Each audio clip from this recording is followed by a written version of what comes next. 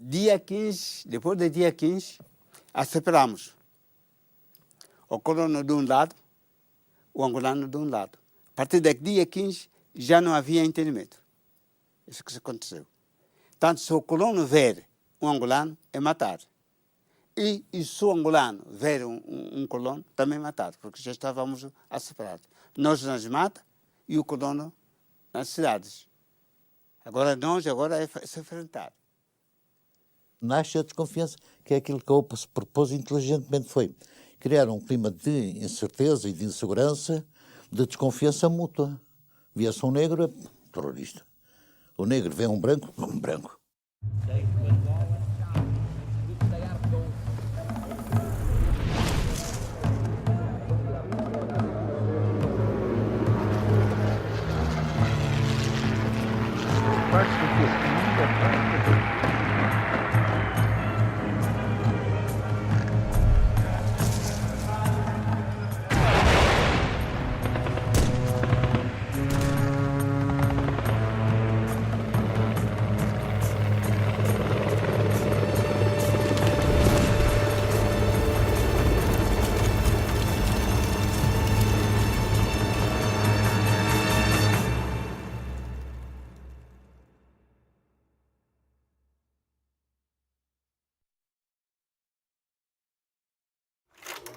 Em 15 de março de 1961, violenta ofensiva da UPA em povoações e fazendas contra a presença portuguesa em Angola. Com katanas e canhangulos, as armas que tinham, chacinam milhares de europeus e africanos. Movidos pela ideia de independência, os rebeldes da UPA são dirigidos por Oldon Roberto. Atacam sob estímulos e valores religiosos levam-nos a acreditar então e ainda hoje serem invulneráveis às balas dos brancos. O levantamento é previamente denunciado pelos Estados Unidos, mas o governo português não acredita e a população é colhida de surpresa. As forças militares existentes no território são diminutas e os civis tentam defender-se com os meios que têm. A Força Aérea inicia a evacuação das regiões atingidas e reprime ações da UPA com bombardeamentos em que utiliza bombas napalm. Após os primeiros massacres, os revoltosos recuam para as matas e começam a atacar as colunas do exército, matando os primeiros militares portugueses. E enquanto é discutido na ONU e ameaça as relações entre Portugal e os Estados Unidos, o 15 de março instala de vez o clima de insurreição já existente em Angola desde o início do ano.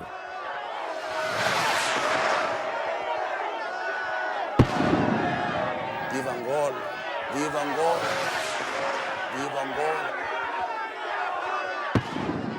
Decorria ainda a repressão a uma greve na Baixa do Cassange, desencadeada em janeiro por cultivadores de algodão, quando, em Luanda, grupos de angolanos dos moceques que envolvem a cidade se levantam contra as autoridades, atacando objetivos civis e militares, nomeadamente os principais estabelecimentos prisionais.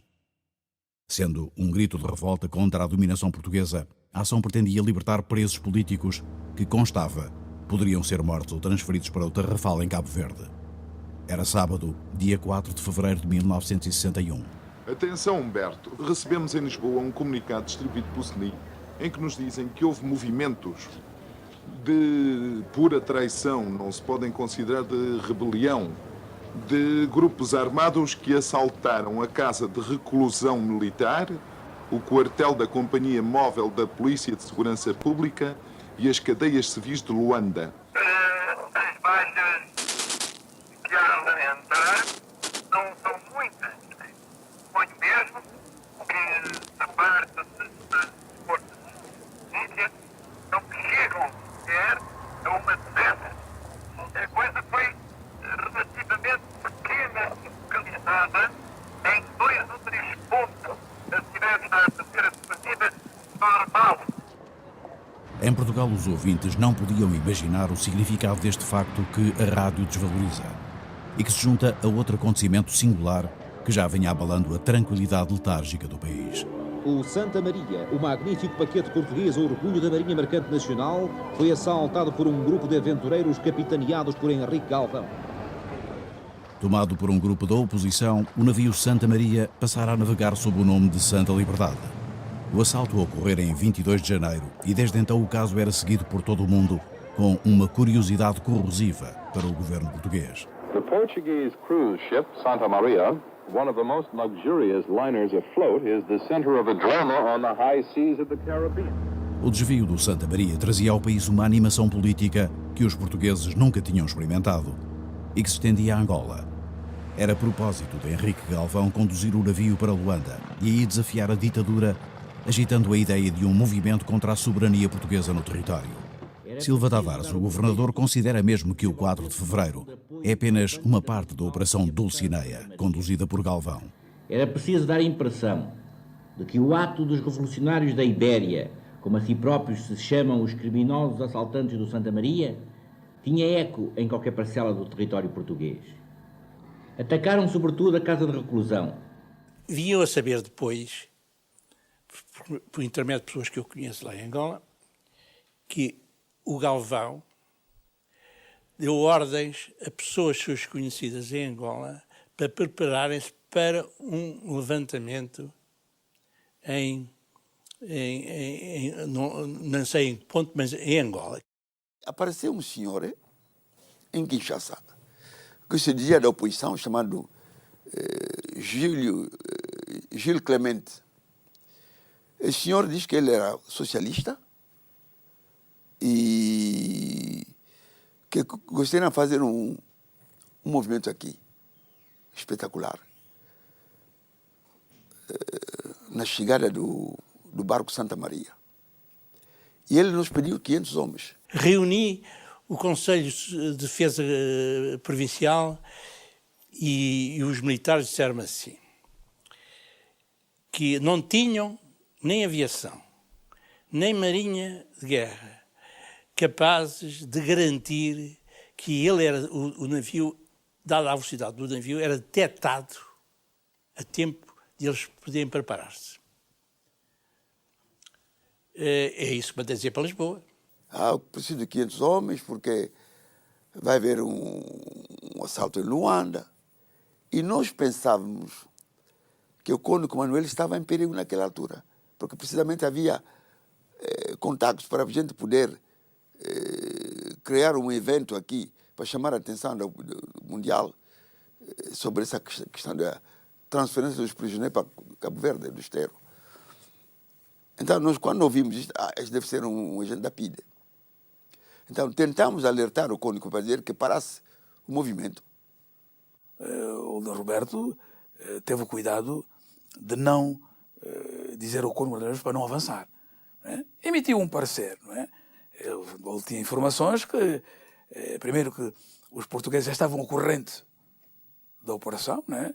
E que a resposta seria uma resposta sangrenta, não é? Que não se devia levar a ação avante aquela ação de fevereiro. Mas, como disse, o coronel estava no terreno com os homens, tinha outras informações e ele avançou com a ação de 4 de fevereiro. Seria essa a notícia em todo o mundo, já que o navio seguiria para o Brasil. Os muitos jornalistas que o esperavam em Luanda puderam assim anunciar uma ação histórica, ainda hoje disputada pelo MPLA, que então a reivindicou, e pela UPA, que se reclama de ligações ao cônego Manuel das Neves, mentor da operação. Manuel das Neves é um indivíduo que esteve intimamente ligado à UPA, através de uma pessoa que vai entrevistar, que é o João César Correia, que era o grande estafeta, e até por esta razão ele foi alcunhado de Mequisa Mequenda, quer dizer, como que vai e vem. Ele fazia Luanda, Leopoldville com muita frequência, não é? Eu trazia a correspondência e o que levava a correspondência do Congresso para o exterior. A gente se encontrava, olha, está aqui a correspondência e tal, eu venho e estou agasalhado no ponto tal. E, bom, então ele pegava daquilo e ia lá depois. Preparava outra coisa depois, né? Eu vinha buscar. O encontro era precisamente dentro da igreja. Durante o tempo que estive na cadeia, dei só a saber que havia contactos, estava a preparar katanas, e eu perguntava, mas katanas como? Tinham determinados elementos que vinham do Kinshasa, contacto, para trocar impressões, e como é que se faziam. É isso, mais nada. O resto não contava que aquele movimento fosse, quer da UPA. A gente sabia que a UPA existia. Para eu saber que o MPLA existia, né, foi na cadeia. Isto é a realidade. Trabalhou na clandestinidade. Não quer dizer com isso que o MPLA não existisse. Disse-me ele, quando os prisioneiros políticos que estão aqui na cadeia estão ameaçados. É preciso que, enfim, nós vamos tentar fazer qualquer coisa aqui. Né? E estão ameaçados de serem atirados pelo mar. Isto é o que foi. Ameaçados pelo mar. Então, nesse momento, ele escreveu e enviou a carta. E eu levei. Foi uma ação fundamentalmente concebida, estruturada, organizada e levada a cabo por elementos afetos à UPA, sob a orientação do Cónigo Manuel das Neves. E como disse e reafirmo, participaram nela indivíduos, quer dizer, que não pertenciam à UPA, não é? Que hoje, se hoje tiver o cuidado de percorrer, aqui há muita literatura já, onde indivíduos históricos do MPLA reconhecem que o Cónigo Manuel das Neves foi o cérebro do 4 de Fevereiro. Eu tenho muita dúvida que ele era um nacionalista e que era contra essas injustiças todas. Isso era já antigamente, ele já era um elemento para esse efeito. Mas que fosse a parte central, não sabia, nem eu tinha conhecimento disso. Sei que era muito contactado, era uma figura para nós de grande prestígio e que estava no meio do povo. Sobre a situação social, era um grande combatente para esses efeitos. Mas que ele era o cabeça de coisa, não tinha conhecimento. E longe de mim pensar nisso mesmo. Cónigo da Sé Catedral de Luanda, Manuel das Neves, mestiço, aparece como motor da ideia revolucionária nos bairros da capital. Teria partido dele, que era também o vigário-geral da Arquidiocese, a Ordem do 4 de Fevereiro, executada pelos vários chefes da operação, após contactos entre sensibilidades políticas em mocecos como o Sambizanga e o Rangel. Chega o dia de 4 de fevereiro à tarde, nós todos unimos no Rangel. Da Rangel, onde fomos já divididos em grupos. Ali já não havia, porque eu sou da UPA, vou no meu grupo, não. Misturado nós todos. Já ninguém sabia como nós estamos organizados. Era gente do MPLA e da UPA? E da UPA, sim senhor. Nós todos lá misturados. Naquela noite é difícil conhecer quem, porque era noite. O grupo era demais. Naquela noite, eu falo a minha verdade, não sabia mais que o senhor Cónigo está aqui. Mas nós tínhamos o senhor Augusto Simão, que era dirigente naquele lugar. É que nos fez a última oração da entrada para a ação. O Cónigo Manuel das Neves também fazia alguma oração convosco? Sim, nas primeiras orações estava a fazer orações connosco, até ele orava também connosco. Valores religiosos, embora não exatamente os do católico Manuel das Neves. Enquadrada pelo cristianismo, a fé incluía tradições, feitiços e orações de que se esperava até o poder sobrenatural de salvar das balas. Senhor Jeová Deus, a que entreguei os seus filhos, sofredores, motivo da sua terra que foi recuperado. Hoje estamos em ação para nós tagarmos os portugueses, os estrangeiros que vieram receber a nossa terra, sofrendo escravatura, contratado. O senhor fica à frente deste grupo que vai sair e mostra a maravilha no meio deles. Que eles não podem sofrer nenhuma bala que pode ser atingido. Senhor Jeová, esteja comigo e esteja com este grupo que vai sair. Entregue nas suas mãos. Sem Senhor, nada podemos fazer. Mais de 200 homens atacam em grupos lançando gritos e foguetes. Acendeu o foguete, quando ele acendeu o foguete, rebentou um tiro muito grande, nós gritamos ali, viva Angola! Então nós íamos a correr. Na porta da prisão, estava lá espaio, havia lá brancos a tomar conta da prisão e havia lá polícias a tomar conta da prisão. Então nós ali íamos atacar, porque temos ordem, não pode atacar preto.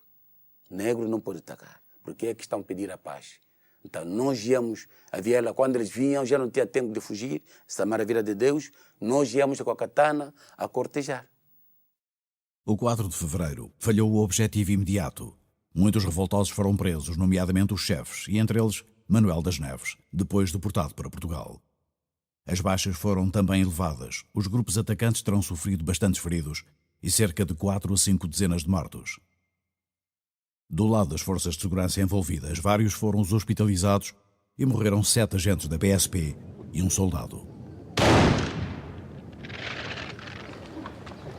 Em Lisboa, os funerais dos agentes da polícia mortos em Luanda no dia 4 de fevereiro constituíram uma cerimónia de Estado, com representação ao mais alto nível.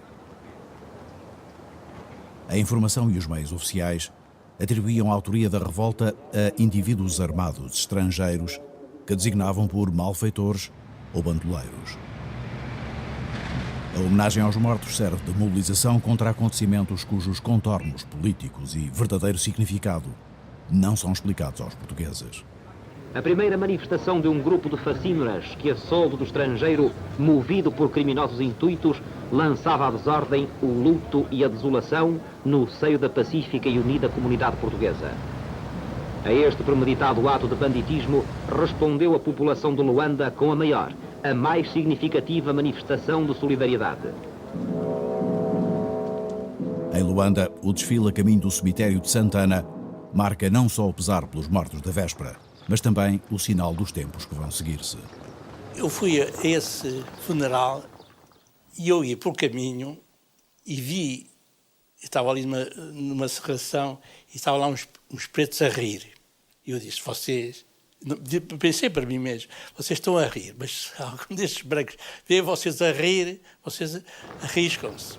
E quando ia entrar no cemitério, comecei a ouvir tiros. Morreram pretos. Há várias explicações possíveis. Foram os pretos que começaram a disparar sobre os brancos, foram os brancos que decidiram vingar-se dos pretos, não sei.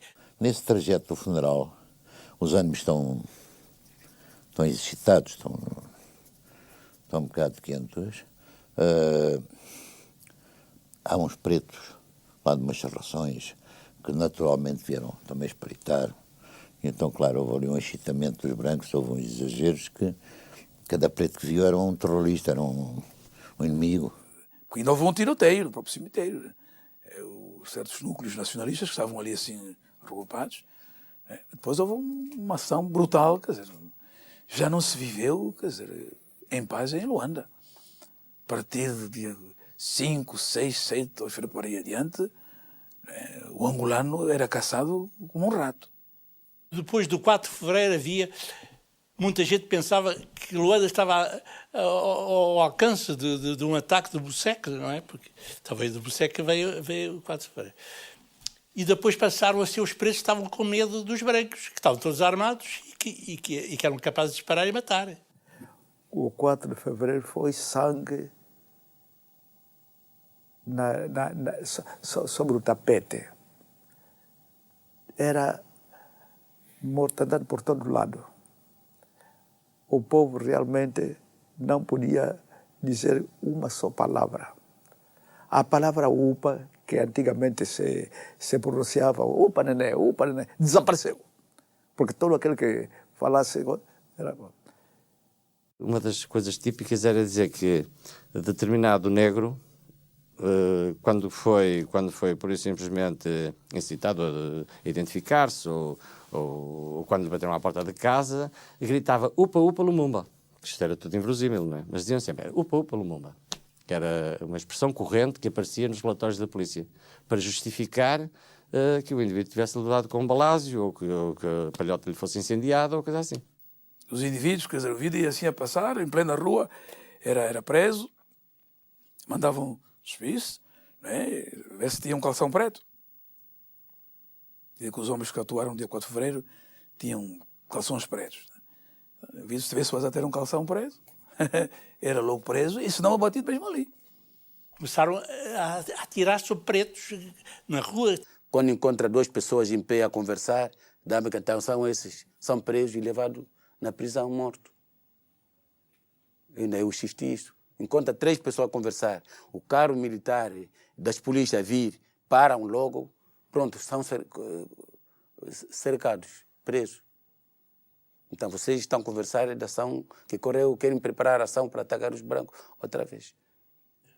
Disse-me o comandante da polícia que na cadeia aqueles que não eram favoráveis à revolta tinham sido objeto e aparecia cadáveres. Por outro lado, as mulheres pretas de Luanda, as mães, vinham ter comigo pessoalmente para dizer, você prenda os meus filhos, porque se estiver na cadeia está seguro. E se está em casa, vêm esses terroristas e levam-nos com eles para combaterem. Os acontecimentos confundem toda a estrutura social de Luanda. Afetam o relacionamento entre os vários grupos e não deixam ninguém imune. Colhidos de surpresa, os europeus civis e militares receiam novos ataques na cidade, que chegam a verificar-se, mas também sem êxito. Uma semana depois do 4 de fevereiro, é enviada de Lisboa a 6ª Companhia de Caçadores Especiais. Não havia no quartel de Luanda instalações para todos. Sargentos e oficiais da companhia são por isso autorizados a hospedar-se em casas particulares. Os militares são então verdadeiramente disputados pelos portugueses, que viviam dias de pânico. Andavam armados, mas quando chegava à noite, reuniam-se em casa de familiares e tal, faziam reuniões de pessoas para passarem a noite todos e faziam guardas, faziam sentinelas às suas casas. Ora, se essas pessoas pudessem ter um soldado mais preparado, com arma de guerra, lá em casa, melhor ainda. Vinham ter connosco e pediam-nos, por favor, para irmos para a casa deles. É mútua a desconfiança entre europeus e africanos.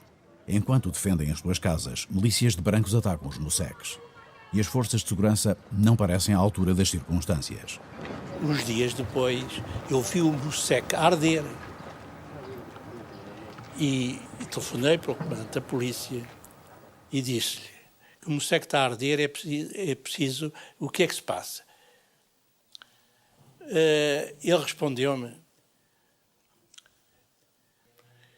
o que é que eu queria, se queria que aqueles polícias que foram atacados pelos pretos agora fossem atacar os brancos e ficassem de 2 fogos. Aqui esteve o general Libório, que quis mandar incendiar os moceques, como são chamados.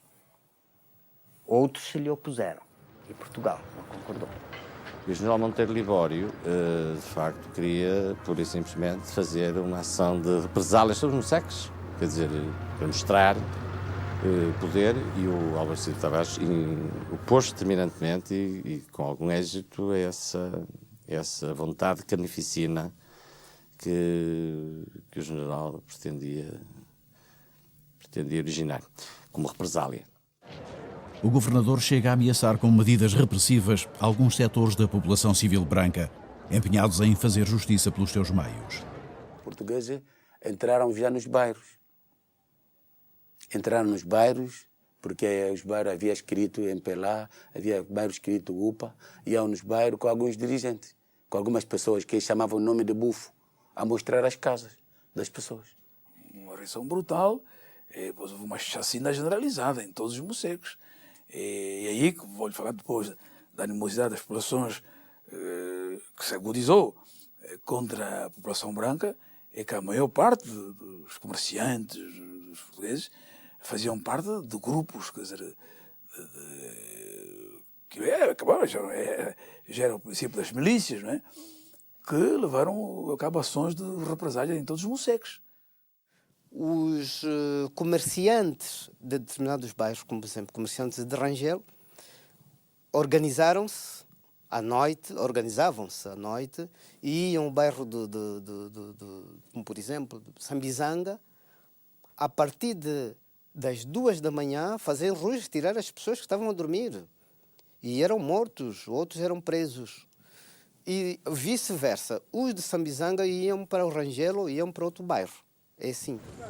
Nos moceques de Luanda, também as autoridades se empenhavam na perseguição aos suspeitos de ligações ao Congo e anunciavam frequentes descobertas de planos de revolta, após grandes operações de rusga e recenseamento. Eram batidas para capturar ativistas estranhos à capital, a que chamavam infiltrados. Prevendo-se distúrbios na cidade e sendo estes comandados de fora da cidade, portanto, tinha que ser pessoas que não viviam nela, que vinham pelo menos dar instruções, se não viessem mesmo executar as operações deles. E então nós fazíamos batidas às senzalas, aos moceques, em que procurávamos principalmente armamento e pessoas indocumentadas. Os moceques eram todos cercados, portanto havia homens de 3 em 3 metros a cercar os moceques, portanto não entrava nem saía ninguém dali. Cercavam um bairro, né? E iam de casa a casa, só sacavam o bolso lá nos pretos, fundamentalmente. Né? E muitas vezes até nem poupavam os velhos, né? Éramos concentrados, enfim, em campos de futebol, né? Então andavam à procura, já naquela altura se falava dos terroristas, né?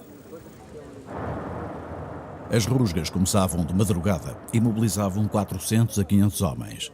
Envolviam 2 companhias de caçadores, polícias, elementos da PIDE e também cipaios, os polícias da administração portuguesa. Depois do cerco feito pelos militares, as forças policiais procediam à batida. Todos os que não tinham documentos ou eram apontados como suspeitos ficavam sob prisão. Aguardavam então em grandes espaços públicos e perante a curiosidade popular as decisões sobre o destino de cada um. A identificação ou a denúncia podiam ser feitas por informadores, muitas vezes pagos, a quem era garantido o anonimato.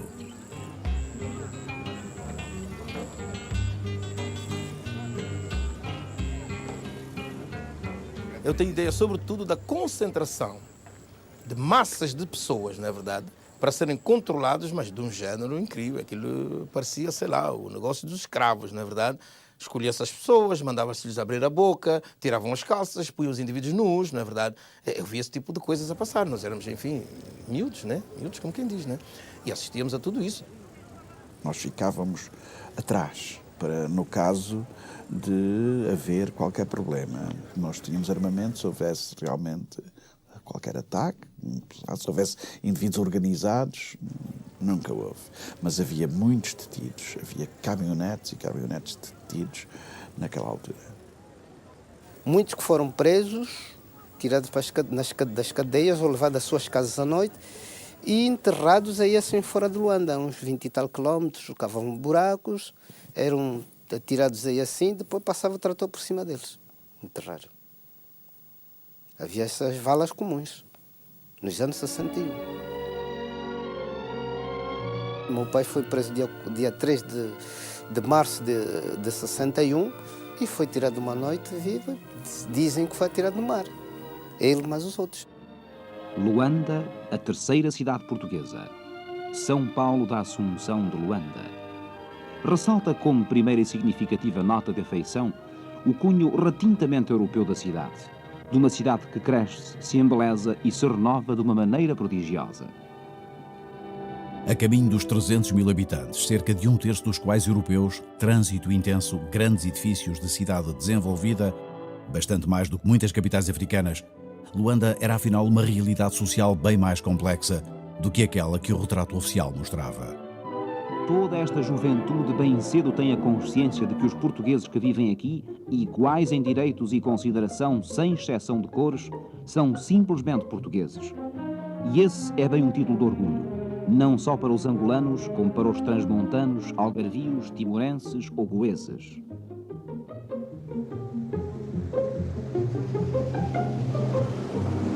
O 4 de fevereiro altera as rotinas há muito instaladas e traz à luz do dia uma outra Luanda e uma outra Angola até então ignoradas. Estavam afetados os equilíbrios da ordem social e da coexistência racial. Onde antes havia confiança e certeza, há agora dúvida e insegurança. E também desespero. E também violência. Muita violência que semanas depois, após os massacres de 15 de março, se transformará em ódio. Uma onda que se espalhará por Angola inteira.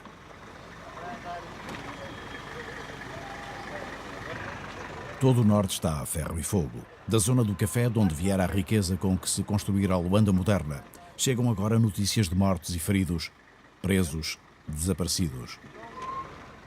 Factos e boatos prolongam o terror das chacinas praticadas pela UPA. Embora localizados a norte de Luanda, os acontecimentos provocaram um abalo que se estendeu para o sul, com perseguições que atingiram em especial os mais instruídos e que afetaram a vida e o convívio entre brancos, pretos e mestiços. Naqueles primeiros meses houve um nítido, as pessoas começaram a afastar-se dos negros, porque poderíamos ser envolvidos, eram as próprias famílias que diziam não saias. Eu estou a falar de tipos como eu, de tipos como eu. Em Sá da Bandeira, nunca houve nada, nunca aconteceu nada, por exemplo.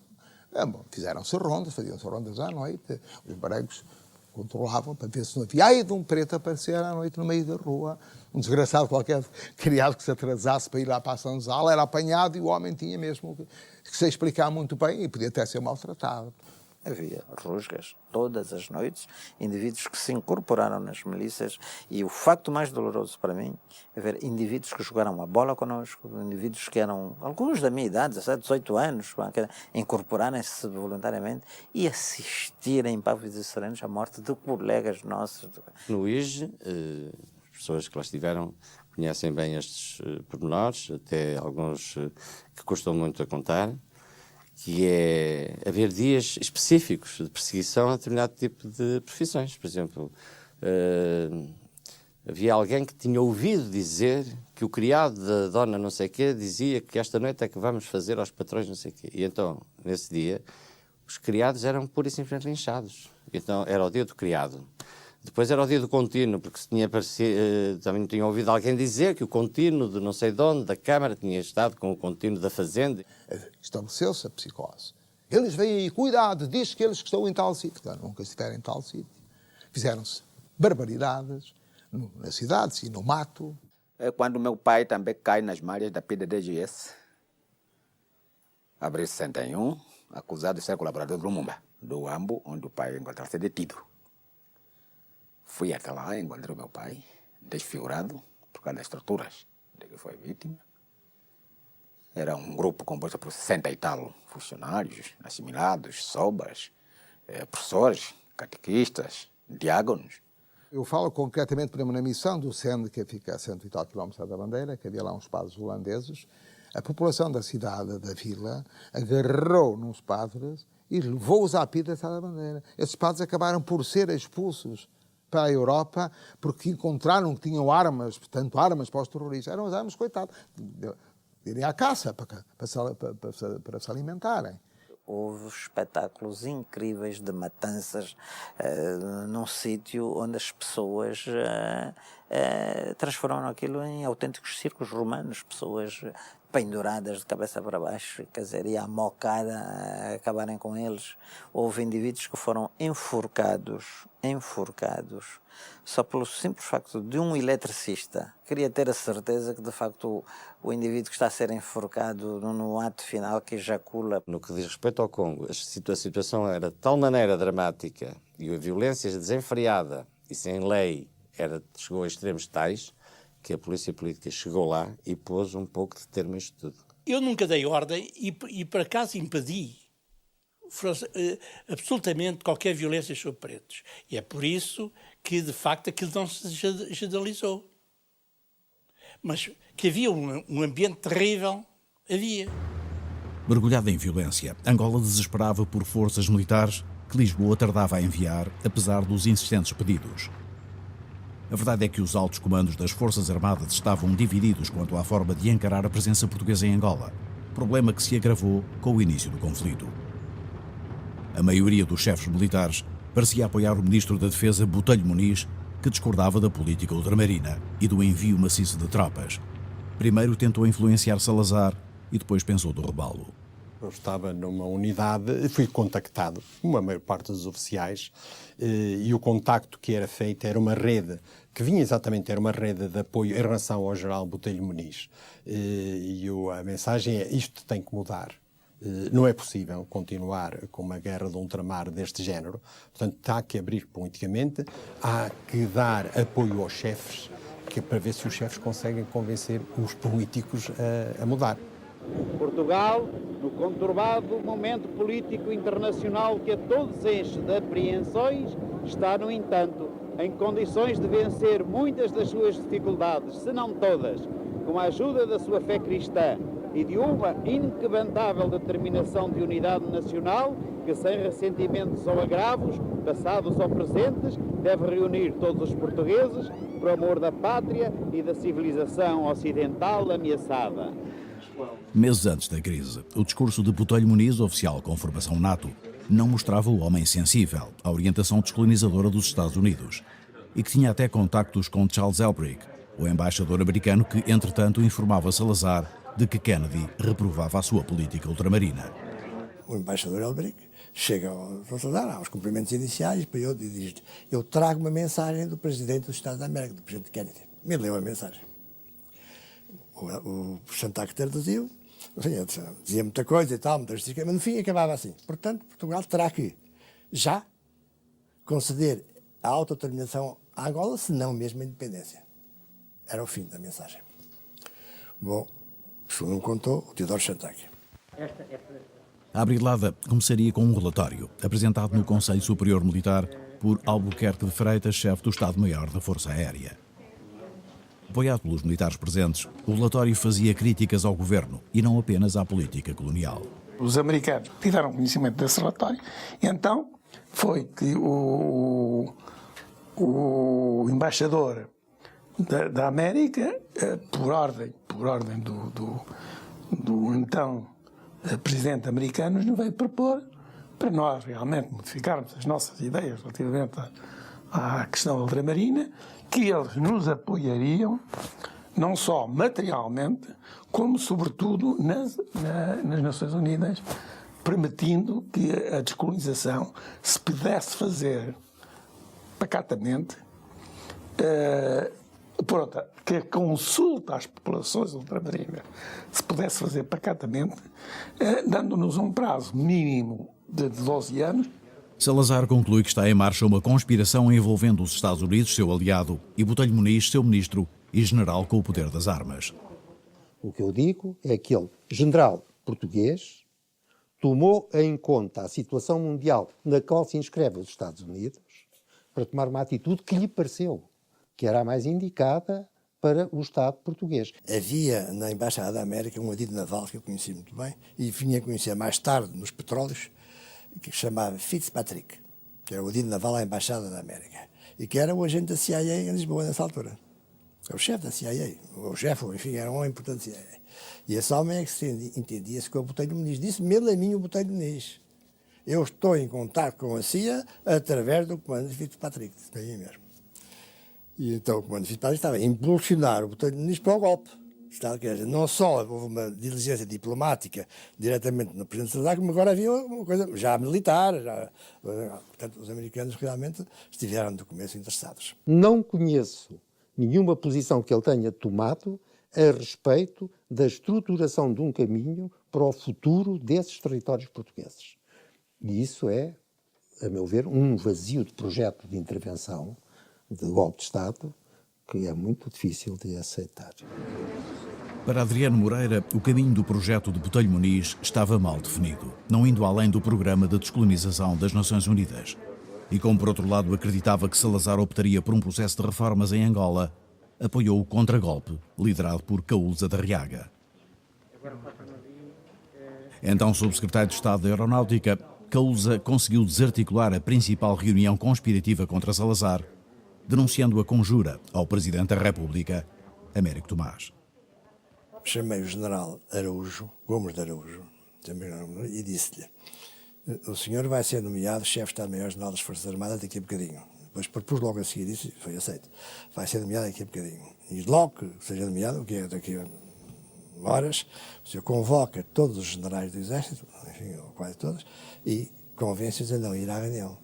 Porque o que era preciso é que a reunião fosse sabotada. Era exatamente uma reunião para se assentar, já que o Presidente da República não tinha aceito as sugestões que o Botelho Muniz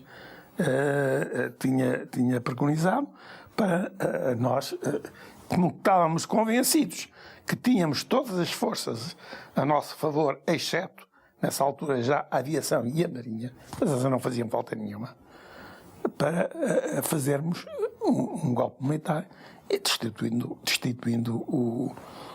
o Presidente do Conselho, e não se sabia bem se iríamos também substituir o Presidente da República. Mas o Presidente do Conselho estava um avião até preparado para o levar para a Suíça. E eu fui direto para Belém, falar com o Presidente da República e contei a cena toda. E enquanto eu estava lá, Presidente da República, veio um pedido da Defesa Nacional, do Ministro da Defesa, para ser recebido imediatamente. Ele queria propor a minha admissão ao chefe. O Presidente da República disse que não recebia, que não podia receber.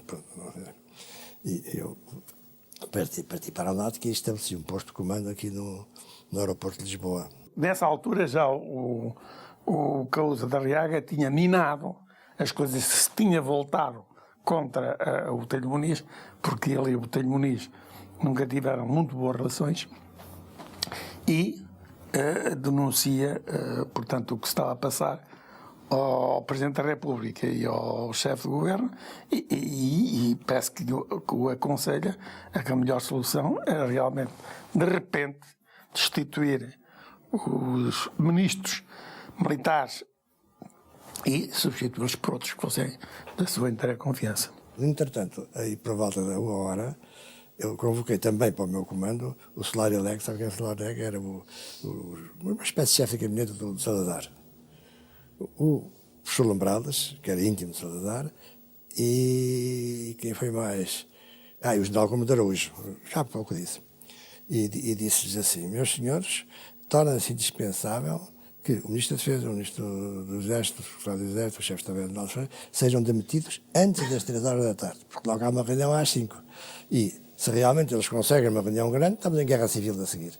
Durante a reunião tudo se alterou, porque logo que se soube que o general Botelho Muniz ia ser destituído, se realmente o general Botelho Muniz tem querido forçar, e isso talvez fôssemos para um simulacro, ou mesmo para uma guerra civil, sem querer forçar a ação das forças da região militar de Tomar, que eram as mais fortes que existiam em Portugal. Naturalmente, a Abrilar tinha conseguido impor-se. E realmente, às 3 da tarde, mais a emissora nacional anunciava a admissão daquela gente toda. O senhor Presidente do Conselho assumiu as funções de Ministro da Defesa Nacional e foram substituídos os ministros do Exército. O Botelho Muniz estava efetivamente incapacitado. É a única explicação que eu tenho. Porque o Botelho Muniz quis fazer uma coisa de natureza legal e a partir do momento em que o Salazar lhe escreve uma carta a dizer, e o Tomás a dizer que ele tinha deixado de ser Ministro da Defesa, ele, nessa reunião da Cova da Moura, diz: meus senhores, estão alterados os pressupostos do movimento, eu já não sou Ministro, vou ouvir, entretanto, as pessoas, mas eu, por mim, não avanço. E ninguém quis avançar, a não ser o Carveiro Lopes. Quando é ouvido, diz: eu não tenho meios à minha disposição. Se os tivesse, sei muito bem para onde ia. De facto, além de Costa Gomes, que Caúza considerava o verdadeiro cérebro do golpe, estavam na reunião quase todos os principais chefes militares. E além deles, um marechal que fora Presidente da República, entusiasta de Salazar que o escolhera, mas que, entretanto, caíra em desgraça junto ao Presidente do Conselho e estava agora pronto a derrubá-lo, na esperança de voltar a Belém. Primeiro, o Carveiro Lopes estava posto à margem, não estava reservado papel nenhum. Quando ele entra na conjura, já na parte final, estabelece uma dúvida, não sei, fica-se sem saber, eu próprio não sabia, não soube, porque o Carveiro Lopes disse-me, mas com alguma hesitação, que ele seria o Presidente da República e o Botelho Muniz, numa primeira fase, o chefe de governo, para depois chamarem o Marcelo Caetano, porque o Marcelo Caetano não quis aderir aos momentos iniciais do golpe.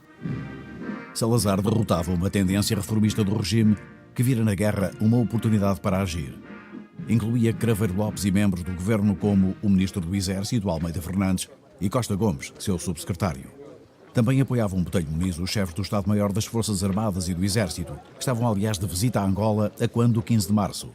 Mas, ao contrário do Ministro do Ultramar e de Silva Tavares, acharam que a revolta não passava de uma guerra de katanas. O Ministro, eles telegrafou ao Dr. Salazar a dizer que tiveram aqui os oficiais que disseram que a situação estava dominada, o que não é a minha opinião nem do governador e tal. Então eles chegaram a Lisboa e veio escrito nos jornais que aquilo era uma guerra de katanas. Eles tinham essa opinião, tiveram essa opinião. Porquê? Porque o Botelho Muniz tinha uma opinião correspondente. Ele pensava que resolvia o problema alinhando com a América. Acharam que íamos entrar naquilo que veio a acontecer. Uma guerra infindável em África. E nesse aspecto o Costa Gomes teve uma visão extraordinária. Eles estavam absolutamente convencidos. Aliás, ele escreve, passado 2 ou 3 dias, escreve uma carta de explicação que foi publicada nos jornais, em que dizia exatamente isso. Não é o que se pensa. Então, a ideia não era entregar o ultramar. A ideia era negociá-lo e era fazê-lo evoluir pela nossa mão e não pela mão, não contra nós. Eu estava à espera, naquela noite, porque foi um dos amigos do presidente Kennedy, diz que o general Diniz Botelho ia derrubar o regime de Salazar. Eu estava à espera, mas infelizmente não aconteceu.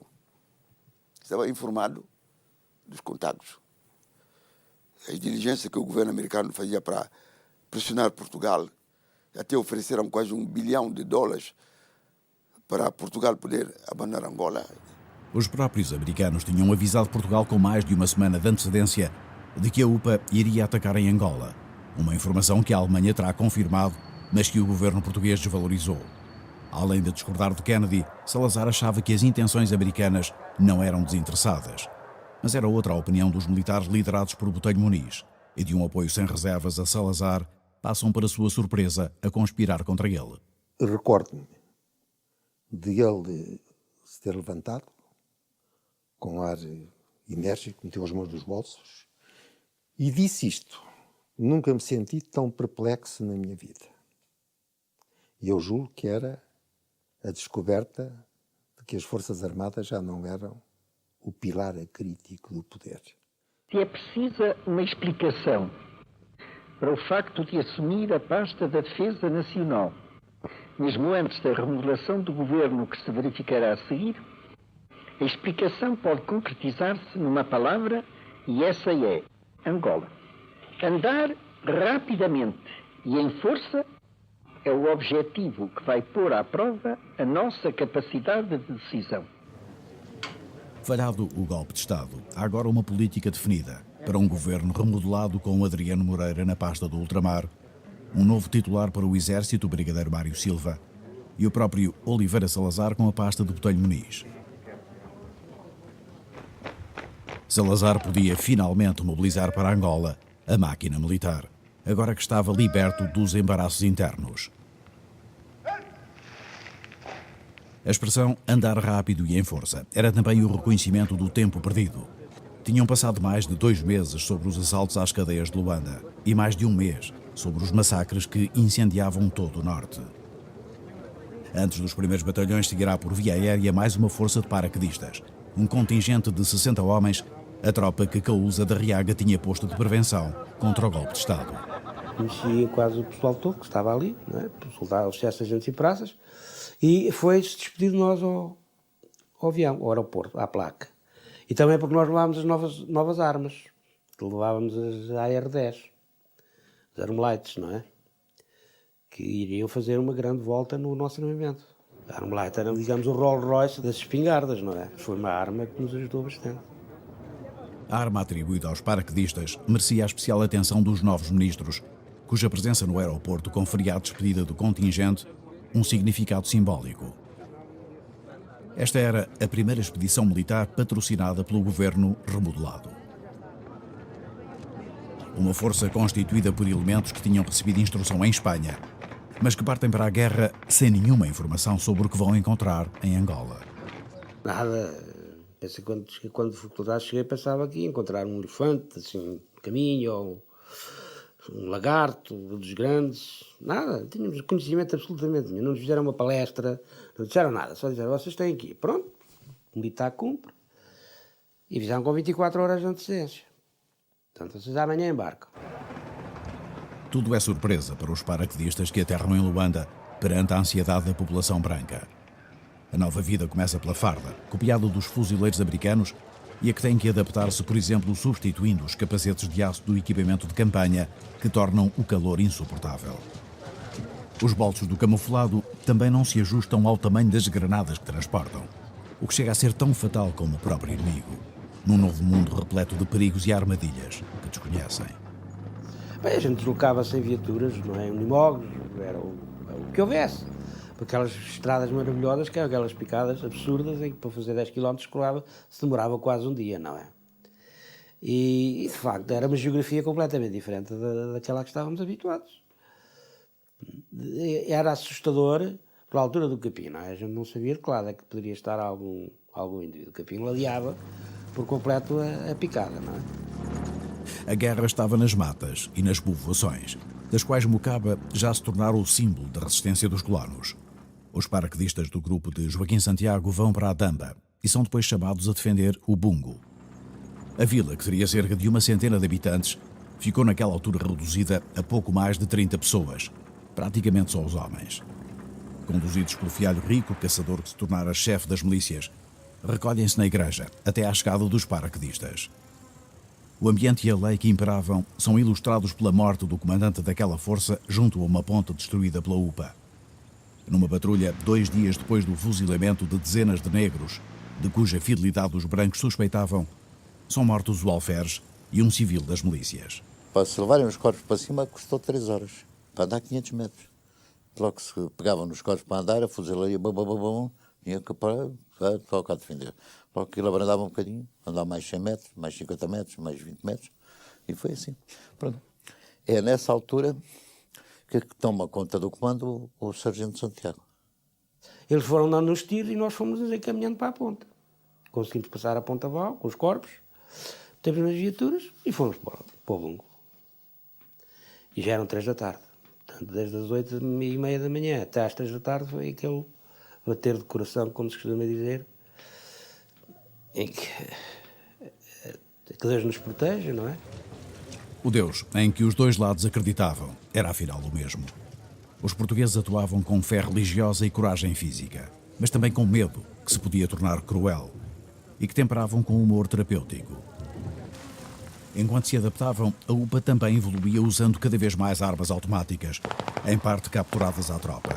Ensaiava novas ações, atacando com grupos maiores ou menores, lugares, roças ou colunas militares. Já entramos agora em guerrilha. Entramos em guerrilha. Agora, guerrilha mesmo, certamente que nós que dirigimos, porque a guerrilha não é coisa a brincar. Nessa altura, dando as nossas forças a material que a gente recuperava nos colonos, já nos ajudava a fazer serviço. Passaram a atuar com menos gente e os tiros à distância ou perto, mas já a demonstrarem, como é dizer assim, um princípio de organização de guerrilha. A pouco isso foi evoluindo, não é? Depois já não eram tirinhos, já eram muitos tiros e já eram grupos já formados por 20, 30 indivíduos, já com um grau de instrução que se via que havia ali mão de instrutores bons ao lado deles para os formar. Às vezes vou com 50 ou 150, eu vou com ele no combate. Então, quando regressar, então amanhã também, mais outro grupo, é sempre assim. Como os portugueses, de maneira que estava, os aviões, mas aquilo foi os aviões. Eu tenho na carta a bala que apanhava aqui de avião.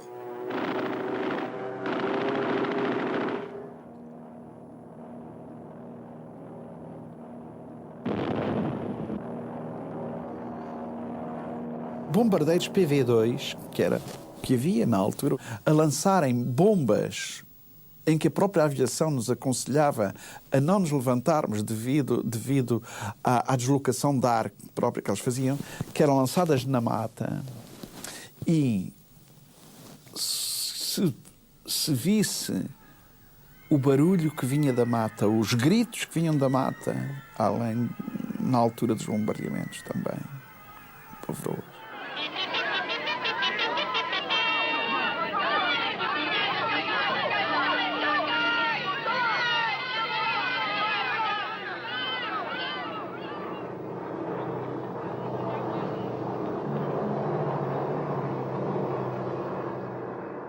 Muitas vezes 24 horas, sobre 24, bombardeamento das matas. De modo que acabaste de perguntar. Essas bombas, certamente que não matavam só o homem, mulheres e as crianças. Houve um que nos contou que um avião da Força Aérea Portuguesa, portanto, tinha deixado cair uma roda. Realmente lá estava o buraco no centro da senzala e, segundo parece, portanto, havia mais buracos a seguir, mas aquele é que foi o principal e que teve que os telhaços mataram. Portanto, houve bombardeio da nossa aviação naquele local. Na repressão dos revoltosos e na defesa dos colonos, as forças de Caúza da Riaga continuavam a ser a arma principal. Alguma coisa fizeram já a aviação e as tropas paraquedistas, mas porque é preciso, mais farão. O seu emprego será aperfeiçoado. e novos meios serão utilizados. As promessas de Caúza da Riaga agradam aos portugueses, mas é nas políticas de Adriano Moreira, trunfo da remodelação de Salazar, que os colonos depositam agora todas as esperanças. O Sr. Presidente do Conselho tudo sintetizou numa só palavra: Angola.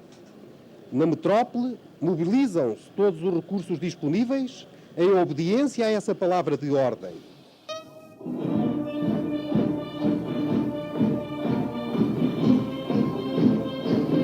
A emissora nacional registra a partida de um contingente de militares com destino ao ultramar português. Com o aplauso incondicional dos portugueses de Angola e também com o apoio do país em geral, os cais de Alcântara e da Rocha de Conde de Óbidos, em Lisboa, passam a ser os cenários de frequentes partidas de navios carregados de soldados. Numa primeira fase com a presença e os discursos de altas patentes. Do próprio Ministro do Exército, recém-nomeado Brigadeiro Mário Silva, que vai a bordo falar às tropas. Não há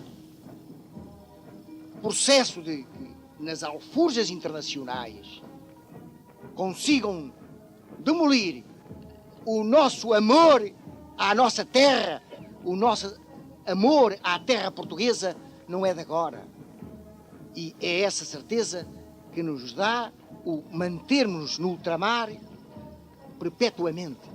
A coisa que mais me impressionou foi uma locução, não é, de despedida, já não tenho a certeza, mas que foi de facto uma oportunidade muito importante e que veio ali dizer que nós devíamos combater como os outros combatiam, quer dizer, se nos cortavam as orelhas, devíamos cortar as orelhas, enfim, se nos fizessem coisas desse tipo, que devíamos retribuir do mesmo modo, quer dizer, essa era a linguagem oficial.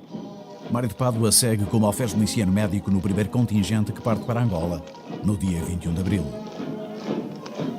Uma semana depois do afastamento do Botelho Muniz, está pronto para levantar ferro de Lisboa o navio Miaça.